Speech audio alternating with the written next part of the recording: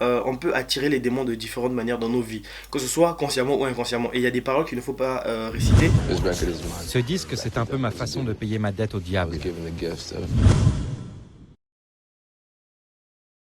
Petit tuto comment peigner ses dreadlocks. Regarde, tu fais juste ça et tu fais ça.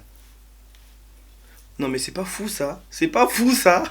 Bref, petit disclaimer avant de commencer la vidéo. J'ai remarqué que dans la plupart des vidéos je me censure. Donc là je suis en train de parler de la vidéo que j'ai fait sur Sad de XXXTentacion. Il y a beaucoup de trucs que j'aurais pu dire dans cette vidéo là que j'ai préféré pas dire parce que je savais que ça allait partir en sucette dans l'espace commentaire. Et aussi je me suis rendu compte que il y a certains influenceurs, il y a d'autres personnes qui ont fait l'analyse de Sad et ils ont dit, en fait ils ont dit, comment on va dire ça, un peu comme pour minimiser la chose en fait. Ils ont dit oui, arrêtez de voir ça tourne n'importe où. Ce clip là il y a rien de comment il a dit ça? Il n'y a rien de satanique dedans, arrêtez de voir le diable partout. C'est juste X qui a changé, la couleur bleue, la couleur...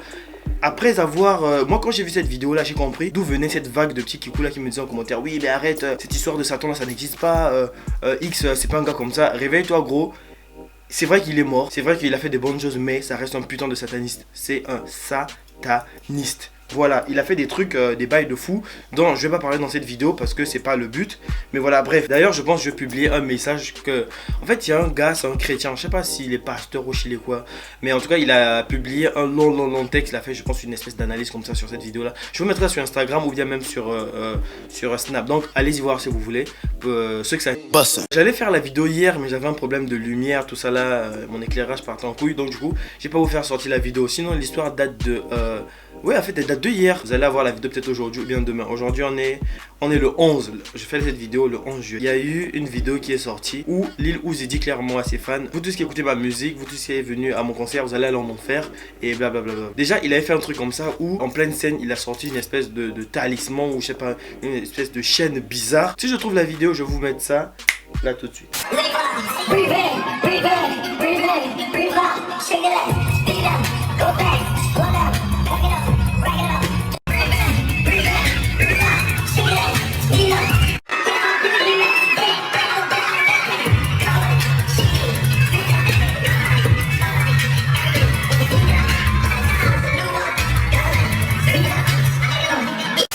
Right now, obviously all y'all motherfuckers going to hell right with me, so let's get it. Oh, you already here. I'm so sorry, you can't get out, you're stuck, it's over. You heard the song a million times and you didn't even know. That's fucked up, but I still love you anyway though. It's okay, it's whatever. You still love me? You do? That's why I love you, cause you don't judge me. I love you. Alors la vidéo la voilà là, je vous traduis un peu ce qu'il dit. Il dit: honnêtement tout le monde ici va partir en enfer avec moi, alors allons-y. Tu es vraiment ici? Oh je suis désolé, tu ne peux pas partir. C'est fini. Tu as écouté un son 1 million de fois et tu ne savais même pas. C'est mort. Mais je vous aime quand même. Vous m'aimez? C'est pour ça que je vous aime. Vous ne me jugez pas, je vous aime. Donc voilà ce que dit le texte. Donc moi je fais cette vidéo là pour vous permettre de vous exprimer. Je pense que beaucoup ont vu la vidéo sur Instagram. Est-ce que je l'ai reposté même? Enfin je sais pas, si je l'ai pas reposté, je vais la reposter là maintenant. Donc bref, je pense que beaucoup ont vu la vidéo mais n'ont pas pu s'exprimer parce que je pense que tout le monde a son mot à dire quand on voit ce genre de truc là. Vous avez peut-être un truc à dire. Donc cette vidéo ça vous permet de dire ce que vous pensez. Est-ce que ça vous choque? Est-ce que ça vous choque pas? Est-ce que vous pensez qu'il dit ça juste pour le fun? Est-ce que vous pensez que ouais voilà, il est juste en train de surfer sur le satanisme? Donc je vais vous donner mon avis. Ce que je pense de ça. Est-ce que je pense qu'il est en train de surfer sur le satanisme? Je vais répondre à tous ces gens là qui pensent que ça n'existe pas, hein. Ceux qui pensent que ils disent juste pour le fun, ils disent juste comme ça. Mais les gars, quand on parle de Lil Uzi, parlez de n'importe quel artiste.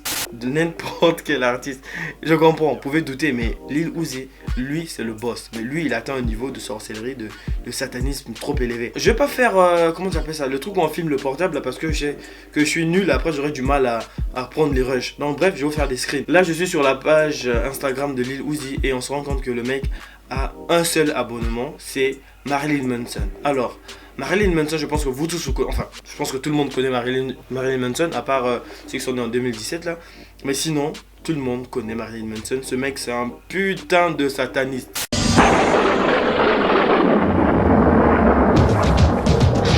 Before he became the world famous shock rocker, Marilyn Manson took a little detour into religion.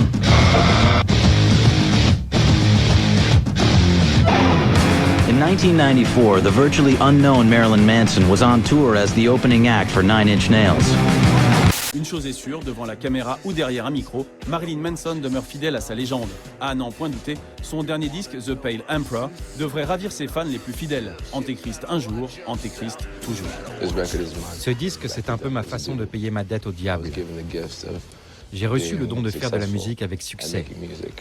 Et que j'aime ou pas les disques que j'ai faits ces dernières années, il était temps pour moi de régler ma dette avec le diable. Ce mec est dans des bails, mais pas possible. Voilà, c'est juste un truc de fou. J'ai retrouvé dernièrement un documentaire à lui quand il était encore au sommet. Bon, on va pas dire au sommet, mais quand il faisait vraiment parler de lui, tu vois. Et je pense qu'à cette époque-là, il disait les choses un peu ouvertement, on va dire ça comme ça. Et il a fait un documentaire où il disait comment il a fait pour tomber dans le satanisme et tout ce qui se passe. Et j'ai retenu un truc très important dedans. Attendez, petite pause, je vais m'arranger parce que j'ai un peu mal aux pieds.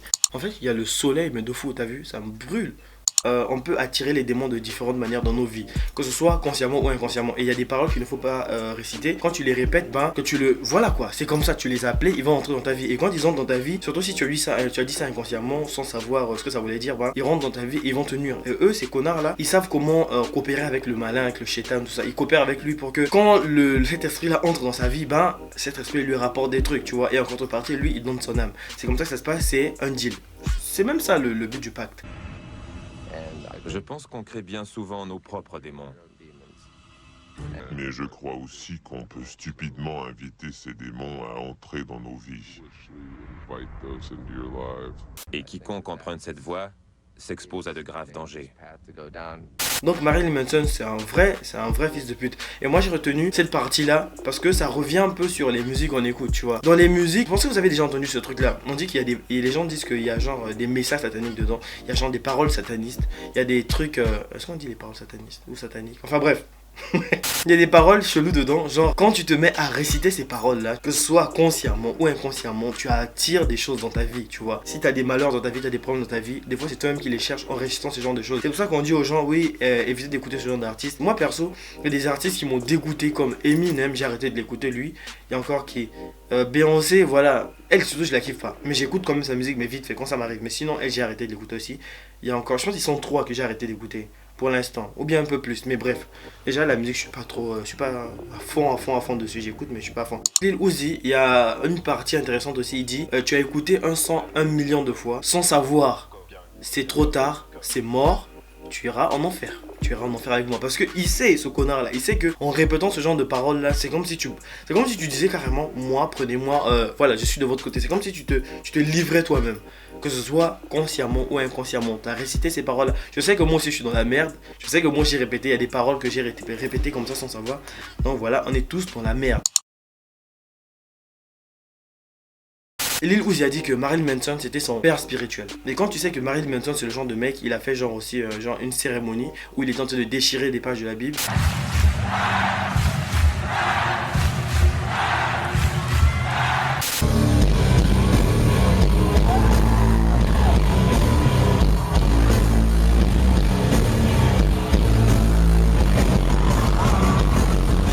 Il déchirait pas le Coran, il déchirait pas, je sais pas quel autre livre, mais il déchirait la Bible. Ça veut dire que la Bible, c'est quelque part quelque chose de... Tu vois, ils reconnaissent la valeur, ils savent ce qu'il y a dedans, donc du coup, ils sont contre ça. Ils auraient pu être contre, je sais pas, autre chose. Tu vois, les autres, ils s'en foutent. Mais c'est beaucoup plus la Bible qui s'acharne dessus. On revient, donc là, je vais repartir sur le compte de Lil Uzi pour vous montrer les petits trucs que j'ai vus dessus, pour que vous compreniez qu'en fait, ce qu'il dit là, c'est pas des paroles en l'air. Ce qu'il dit, c'est pas juste pour buzzer ou je sais pas trop quoi. Ce qu'il dit, c'est sérieux. Lil Uzi a fait un bracelet. Non, c'est même pas. C'est quoi? C'est une chaîne. Il a fait une chaîne en diamant. En fait, avec des pierres précieuses. Je sais pas si c'est le diamant, c'est l'or, mais en tout cas, c'est un truc qui coûte super cher. Et il a fait ça à l'effigie de Marilyn Manson.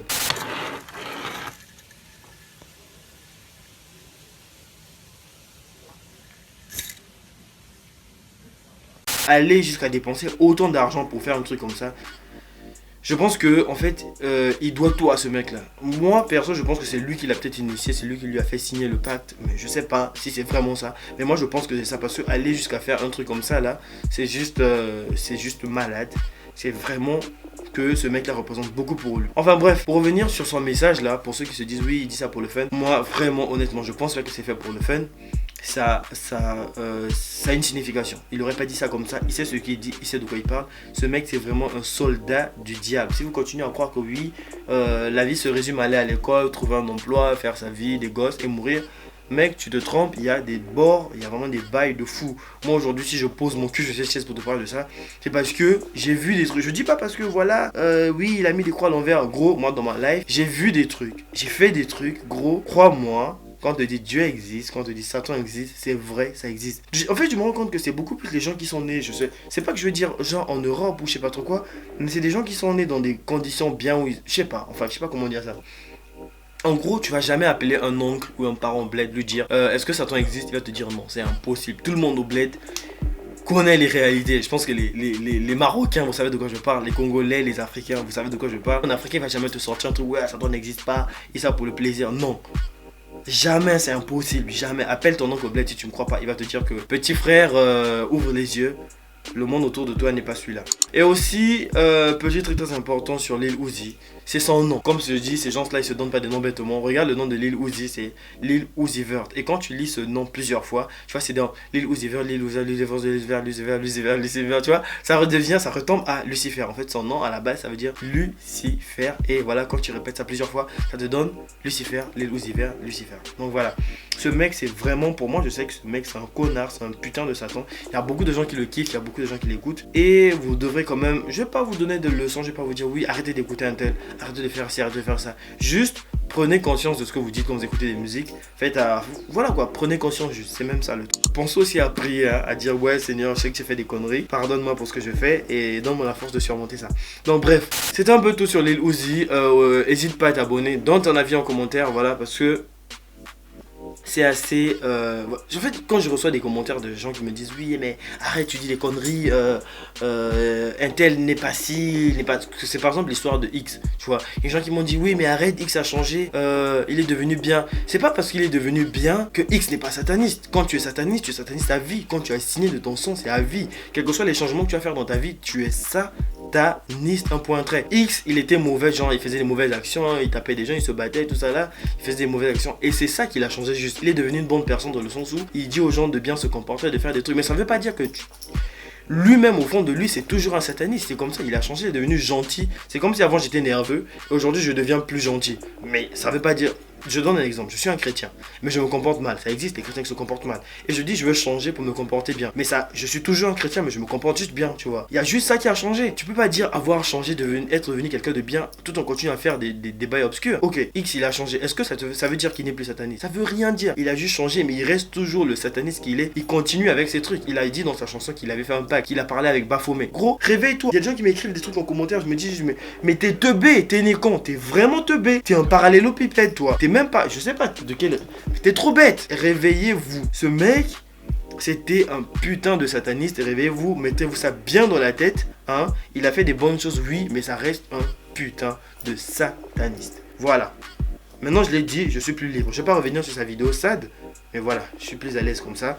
On se dit à ma prochaine vidéo. N'hésite pas, viens sur Instagram, viens sur Twitter. Je vais pas passer souvent de Twitter, c'est bizarre. Viens sur Twitter, viens sur Instagram et sur ma chaîne secondaire qui est juste en barre de description. On se dit à ma prochaine vidéo. Ciao.